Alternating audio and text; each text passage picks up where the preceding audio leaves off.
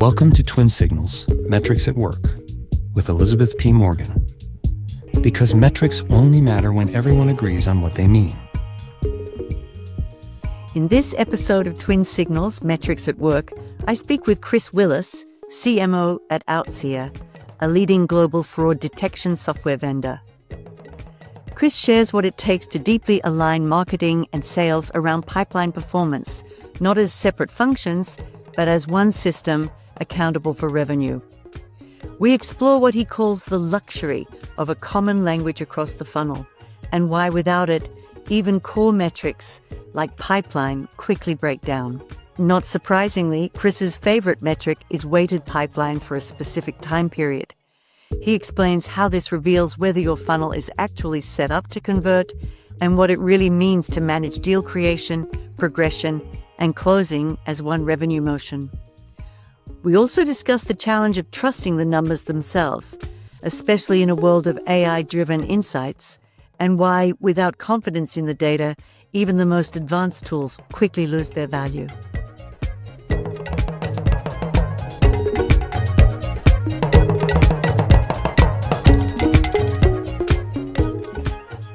Chris Willis, thank you so much for joining me on Metrics at Work.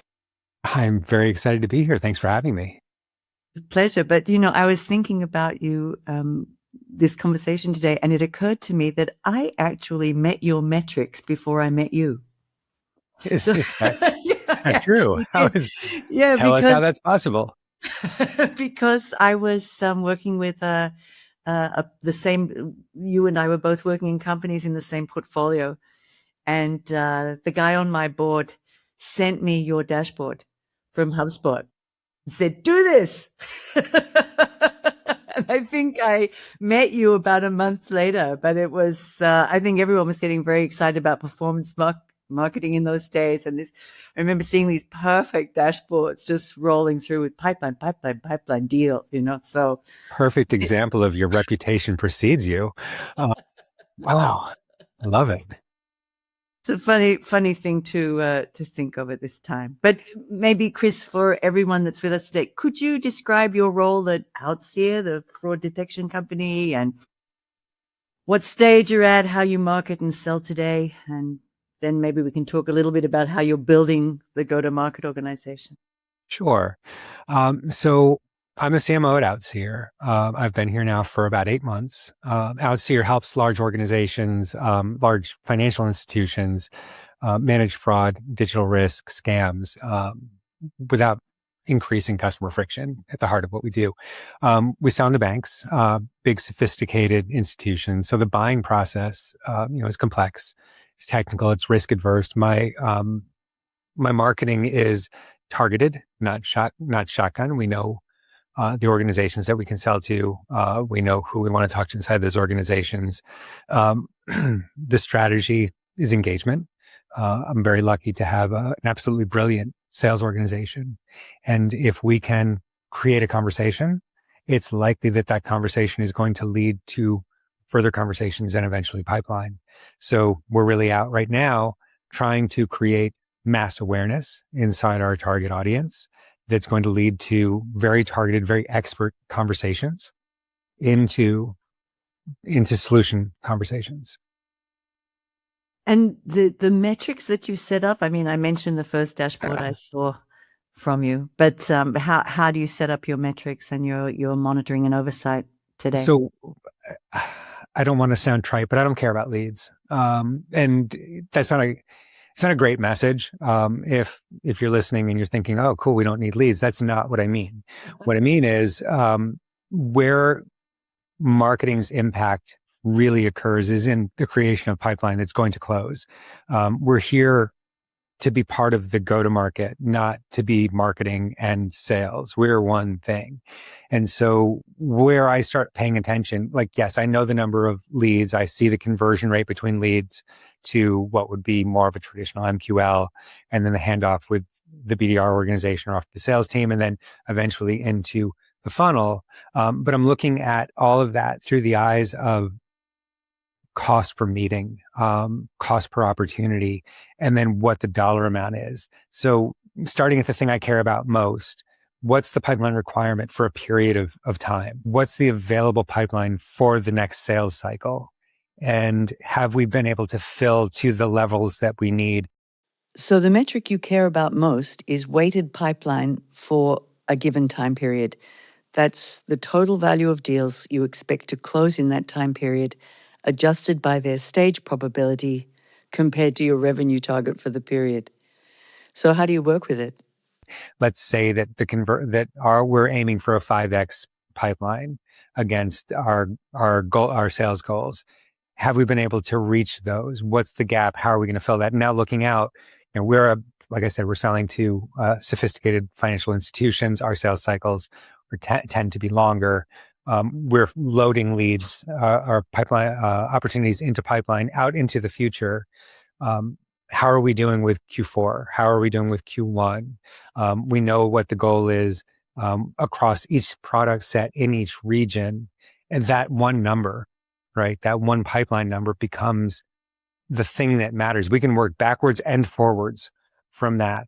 But sitting here looking at a future period, when the calendar ticks into Q4 for us, are we poised to be successful, or are we walking off a cliff? We can know that right now, and we're directly trying to impact that right now. And then again, when you work backwards from there, if that's the goal, then how many meetings does the BDR organization need to get? How many MQLs need to be elevated, and how many leads need to happen? And so that creates our marketing mix.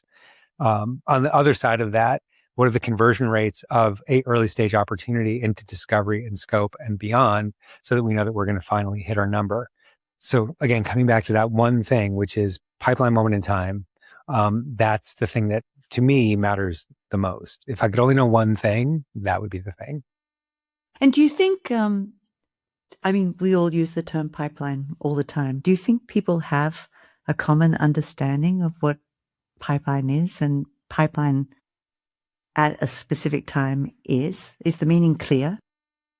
No, even to me, it's hard to communicate it perfectly. I've done a number of presentations on the topic, and it took me a while to create slides. I remember during my Axios experience, trying to explain it to our head of sales at the time, who was out of media and a very different space with a very different cadence of how to sell, and trying to explain this time-based pipeline model was very complicated. And so, no, the answer to your question is no. I don't think everybody has a common language around how this works. And I think that's the first thing in an organization, is to align around what we mean across the funnel. And I don't know if we've talked about this in our personal life, but Shane Cumming, who was our CRO at Acrolinx, has recently joined Outseer. And the luxury of having a common language cannot be understated. We started building before we hired for that position. And the fact that somebody walks in and on day one knows what we're up to, like how we're communicating and how we're going to, like, we've built up to our handoff and he's building from the handoff on, but we're building a common machine because we have a shared vision. That's super exciting. So when you and Shane talk about pipeline, what do you mean? We're talking about the required value of opportunities that allow us to hit our goals. So starting at, the sales goal, if, pick a number, like if the sales goal is $1 million, then for a given period, then for that given period, we need somewhere between 3 and 5 million in available unweighted pipeline. That's sort of straightforward.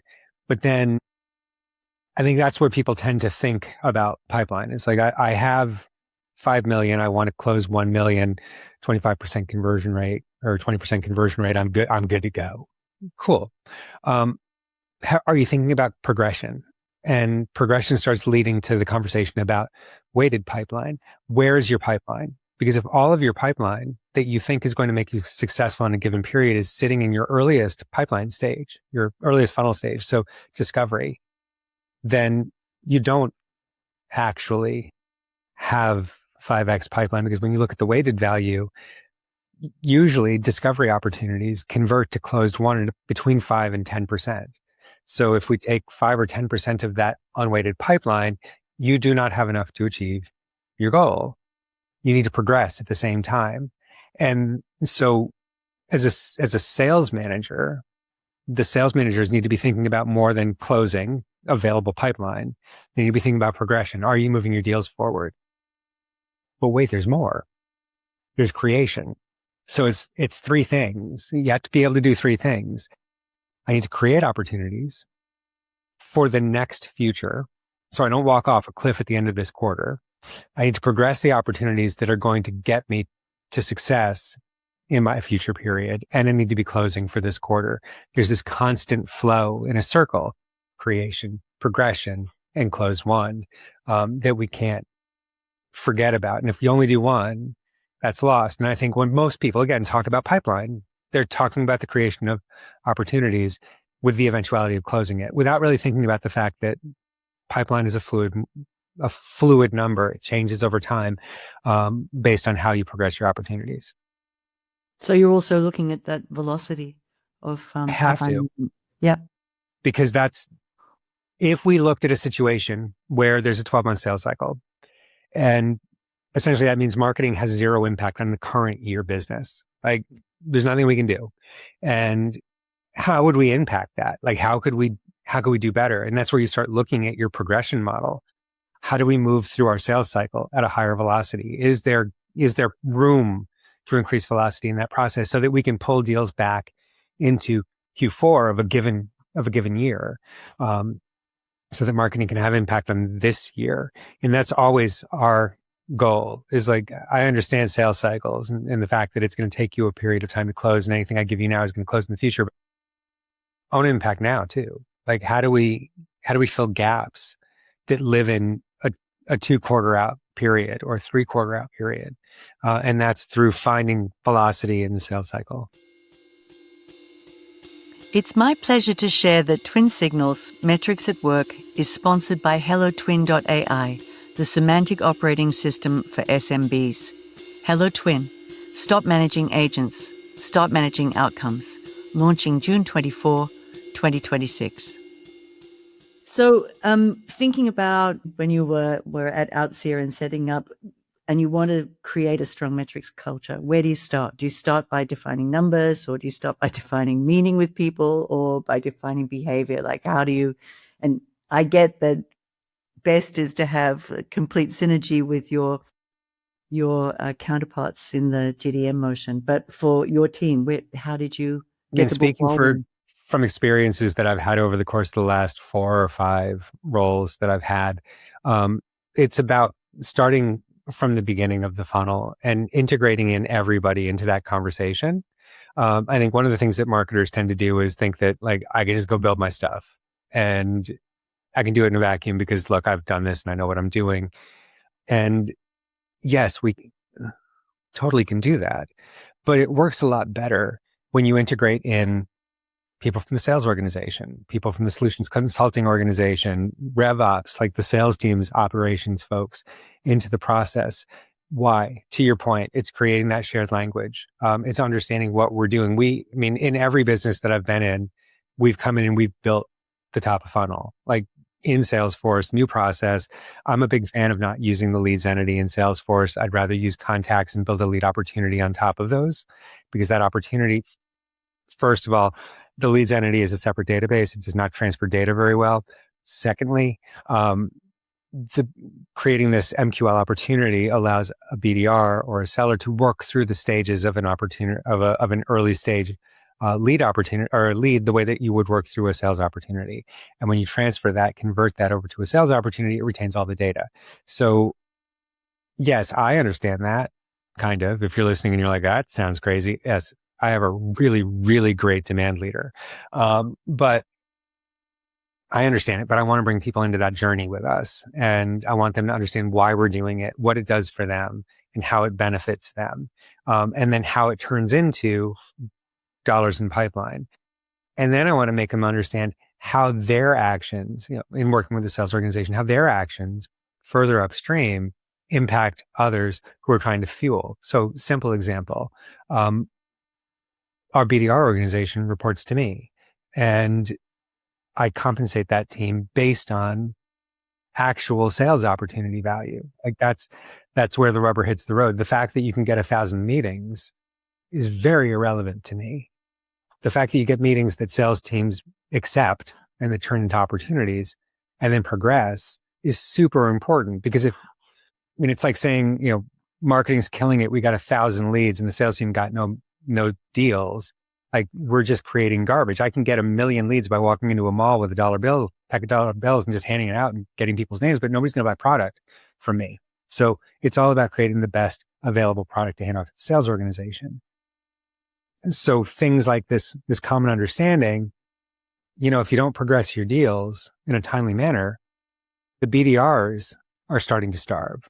And if we can't make them successful, if they're not doing, then you don't. And it's one big cycle of understanding. And that's super important to me. And then setting out for the organization what this is going to look like, building out that dashboard, being able to show the visibility of what we're creating, how it's progressing, where it's moving, where it lives, how we're supporting, and what the outcome is, builds that trust in the model. Because there's, in any company that you walk into, there's always going to be a general distrust of, or not, maybe not distrust, but just a concern of, what are you going to do? Like, what are you going to do for me?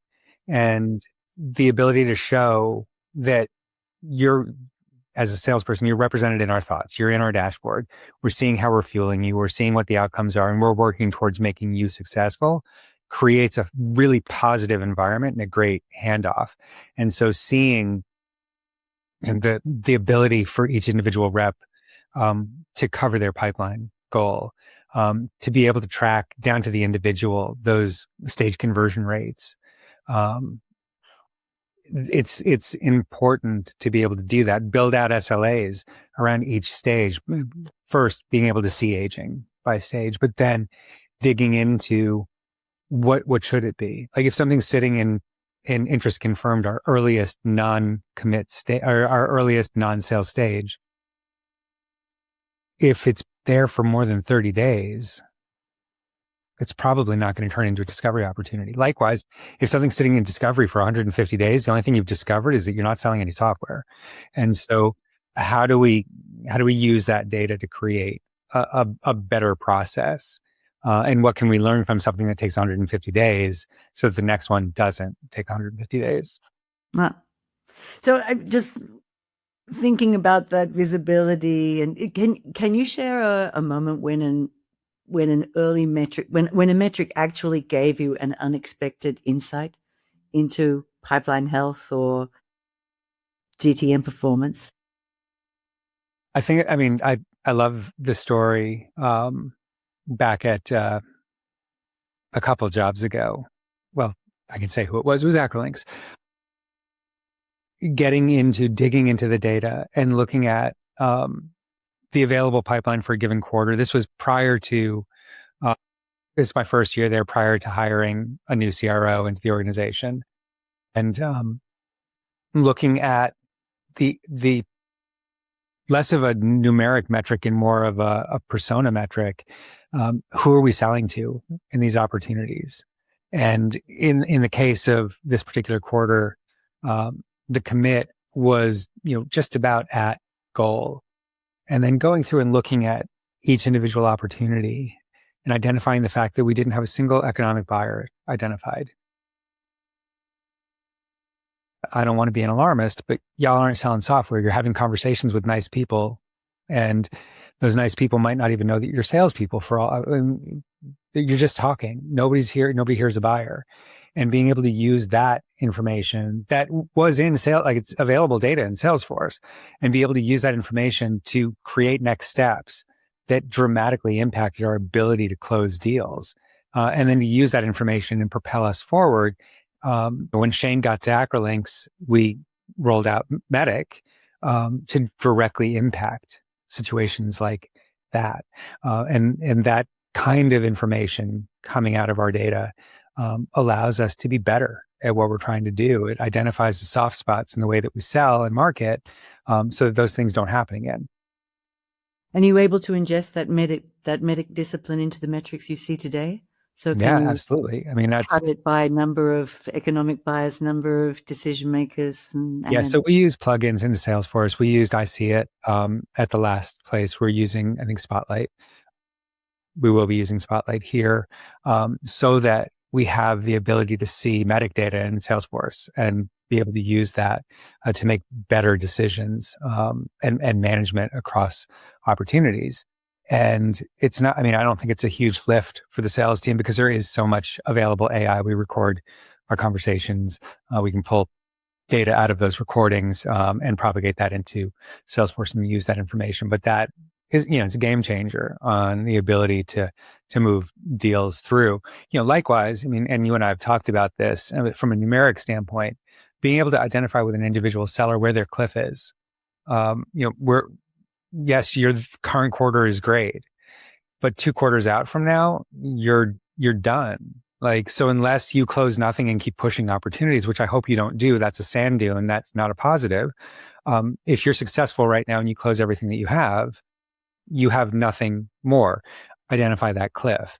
And when you can do that far enough out in the future, there's the opportunity to impact that. And so when I was meeting at Acrolinks with each individual seller at the pipeline level, the reason that I was doing that was because I've got levers, right? So I see where your cliff is. Let's talk about how we impact that. Like, I need to know when you're going to dry up and fall off so that we can be impacting that now. Early warning solves problems. If we find out about that when you're already off the cliff, there's nothing that anybody can do. So constantly trying to use data as far out in the future as possible so that we can impact it. Anything I learn about tomorrow, I can't fix. Anything I learn about 6 months from now, that's game on. now, so you're really bringing a lot of love and care with these metrics to the salespeople you're supporting here, right? By helping them. Because I guess I'm just wondering, how across all the workforces you've led, how sales and marketing and leadership react to the introduction of these metrics. Are they frightened or curious or resistant or confused, and that's why you go in one by one to win them over, or what is the reaction to metrics generally? I think it usually starts, not at the leadership level, but more at the account level. It starts with, I'm not sure I need this. But that goes away so quickly. Like, that's just a knee-jerk reaction to, like, I don't know. That seems like you want to watch a lot of what I do. And I'm not here to create shame and blame. That's not the thing. Although we can talk about my earliest sales experiences and how we used those two things to be impactful, creating a consulting business. Not proud. It's just the thing we did. But it's not about that. It's about being able to contribute. I only get, in any business, but especially now, today, in the world that we live in, I'm only going to get budget if the sales organization is successful.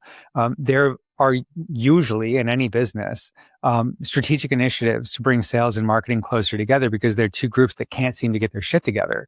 And that has not been my experience. I think we need to act like we're one thing.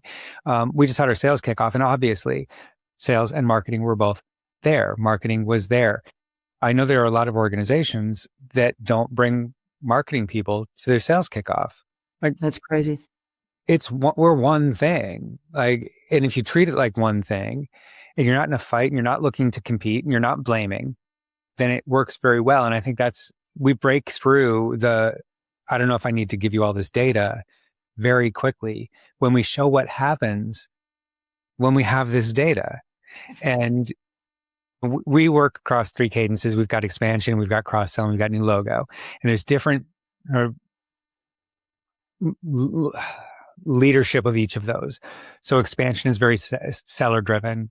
New logo is obviously very marketing driven, and goes through the middle, sort of balanced. And we contribute in different ways in each place. And it's super important for us to have the data. But there's more. There's also just corporate organization. Like, I need to know, things that somebody might think are little details. Like, I just sent an email to our primary buyer. Like, I'd like to know that, because we're running a campaign this week that would normally go out to that type of primary buyer, but you just sent an email to that person. I don't want us to look like we don't know what's going on and we don't know who's saying things to who and when. So I want to block our campaign to that particular buyer because you just talk to them. Like, I just don't want to embarrass you or us. So doesn't that feel like a good use of our time to look like we have our collective game organized? And I think when people understand that all the things that we're trying to do, the data that we're trying to collect, is there to benefit the total experience, it's not a fight. It shouldn't be. And I think anybody that would decide that they don't want to participate in that world probably doesn't have a place in this world. And, again, I'm very lucky that, I just spent the last week with our sales team, and everybody's very aligned. We're really excited for a great year right now. And there's been a lot of changes. We came in and we've already done a lot. New sales leadership, they're coming in and building a lot. But at the same time, there's a lot of institutional excitement about what we're doing, and that allows us to create the best possible machine. Institutional excitement, institutional alignment. Yeah, so one begets the other. Beyond the hard work of bringing everyone onto the same page with this understanding and this commitment to work together to achieve the sales goals, is there a metric you just wish everyone in your organization just understood? Is there something that you think is continually misunderstood? That's a good one. I think the one that, coming into a new organization, I think it's somewhere in the stage progression process. And it may be just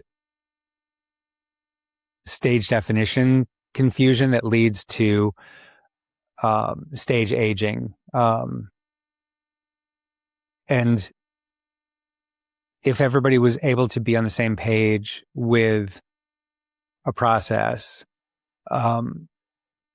we would be able to have a clearer view of what a particular stage is supposed to look like. Like, it's hard coming in and, into an organization where they haven't necessarily thought about that, and then create a model, a progression model that makes sense, because we're all over the place. And especially, in a complex enterprise sales environment, stages take different amounts of time in different organizations.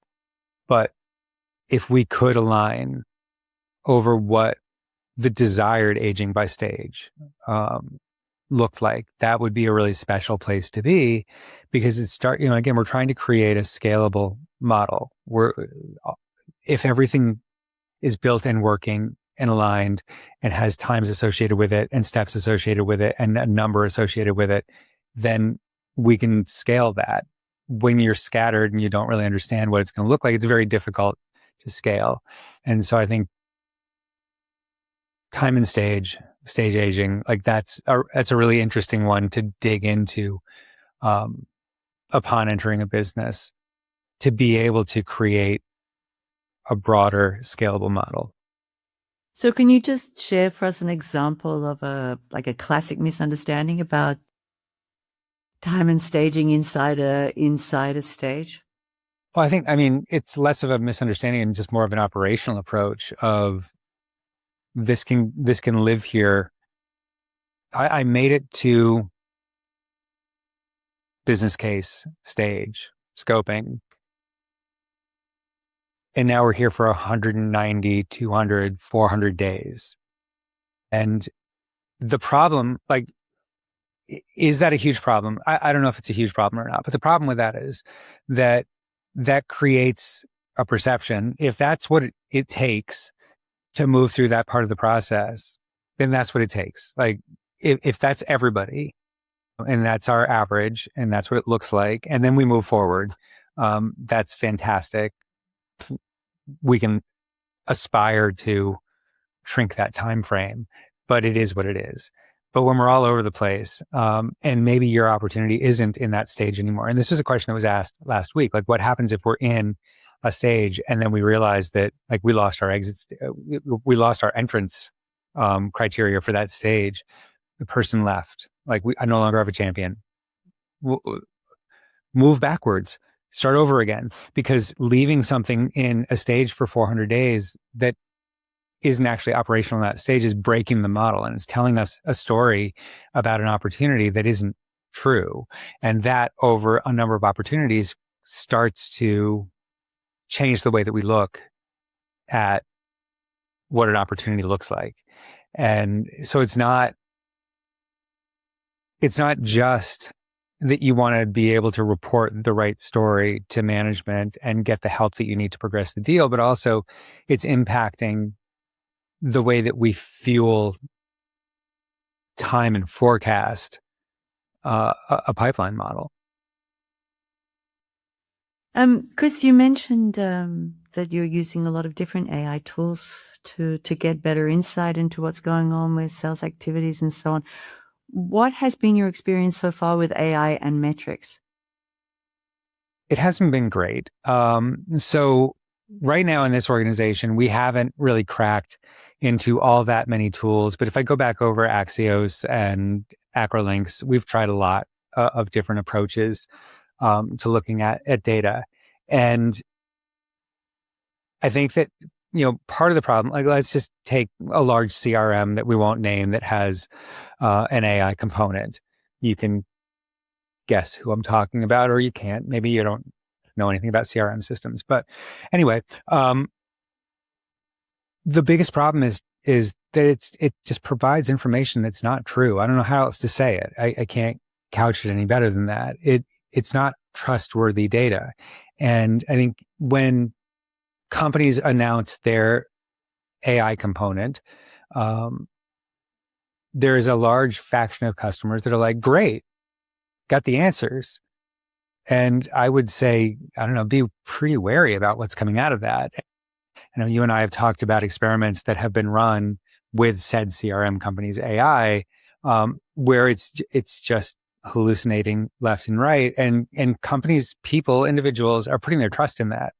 And that's a huge problem. Like I live in spreadsheets still because of this. I'm not a math person. I mean, everybody knows I have a theater degree, and math is hard, but I'll live in that world because at least I have faith in what I'm seeing. And if AI gets it right 8 times out of 10 and dramatically wrong for 2 times, can you find the 2 times? Because I am not confident that I can. And at the level of attention that I can put towards these things, I probably won't try. I'm just going to take all 10, and 2 things are going to make me look like an idiot. And I can't really afford that on a day-to-day basis. The level of expectation and the approach towards trying to deliver excellence is super high. And I can't bet on a system that doesn't provide 10 out of 10 correct answers. Show your work, like bring me back to the data. And it's not really how it works today with many tools. So wary at best, and still looking for a solution that can give me the confidence that it can provide the speed and visibility and depth that I can't create on my own, but that it's going to support me with correct answers. So maybe looking forward into 2027, 2028, looking a little bit into the future, what could you envision? What would you hope that metrics could look like in the next few years in business software?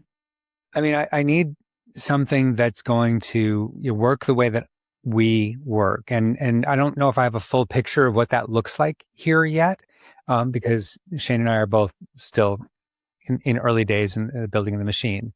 But that's the first thing is I don't want to fit into somebody else's view of what the data needs to look like. And that's how a lot of systems work is they come prepackaged with a RevOps person's view of what metrics should be.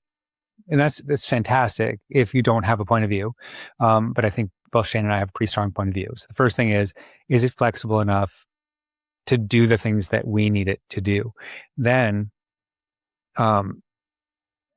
is it providing actionable guidance? Like numbers on a page, interesting. What you and I have talked about is the concept of actionable guidance. What's the next step? And I think having that bleed beyond management down into execution, when I think about, campaign data and the way that we look at things. So we're funding campaigns with the expectation of success or failure.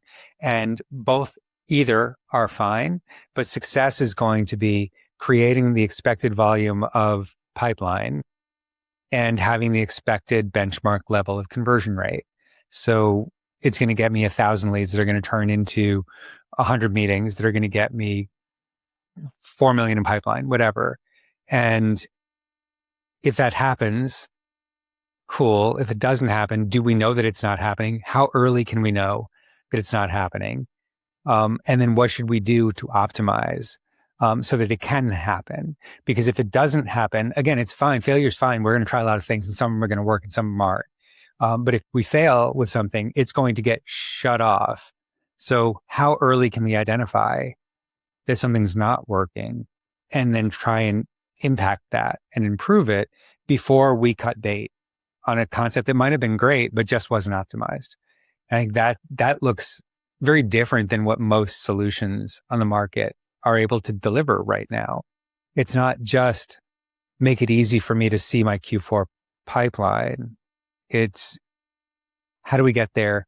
How do I improve? What's the next best step? Those things. I mean, I know it's out there. It's just we're not in today's world. It's not delivered yet, and so I'm excited to see that world.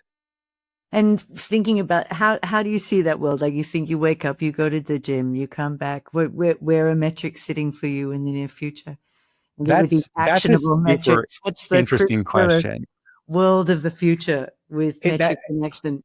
It's interesting. It's interesting you asked that. And I'm going to give you a very, very meandering around the bend answer for that. You have a theater degree. So last week, I'm looking at, I'm playing with ChatGPT, and I care a lot about, changes in financial regulations associated with fraud and scams. Like that's a thing that I care about in various regions around the world. And I want to be able to be proactive in that space, not reactive. I don't want to wait until a newspaper story comes out about a thing that happened. I want to be up to the moment with it. And so how can AI in today's world help me with that? Like deep research, awesome, go find it. But then to your point, like, what is that like? How do I get it though? How does it happen? Where is it delivered? Like, do I have to sit at the desk and run a prompt in ChatGPT every time I want the information?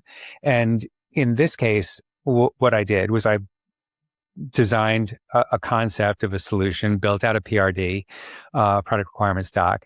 I went to Lovable, and I built a web app that runs every morning at 6 a.m. and updates across, it's scraping regulatory sites across, my pilot is the UK and Malaysia. So it's scraping these databases and it's giving us up to the date changes, updates, and additions to the regulatory environment around fraud, scams, and payments. And like, I don't know if that's the answer as to how I see it, but I think the delivery mechanism for this is really important. Like, it would be cool to wake up and have a text message. Be like, hey, just so you know, like, your campaign's tanking. Like, here's what you need to do when you get to work today. Or better, click here and I'll take care of it. That would be fantastic. But the way the interface is the thing, right? There's so many things that all of these cool desktop tools can do, but they don't orchestrate. And that orchestration layer, that's part of it. And then the delivery mechanism is the next part of it. How do you build this into somebody's day and make it usable? Because we can't all just sit at our desk all day and bang out prompts into ChatGPT. And if we did have that kind of time, I still wouldn't want to do it. I want proactive delivery, not something reacting to my requests. Yeah, and 100% accurate every time, right? Too. Yeah, that'd be nice. Yeah, That'd be nice. So, Chris, thank you so much. It's always great to hear this view and determination you have to take marketing right through to the consequences of revenue, closed revenue. So it's lovely to hear your metric spin on that. And thank you so much for joining me today. Thanks very much for having me. Thanks for listening to Twin Signals, Metrics at Work. See you next episode.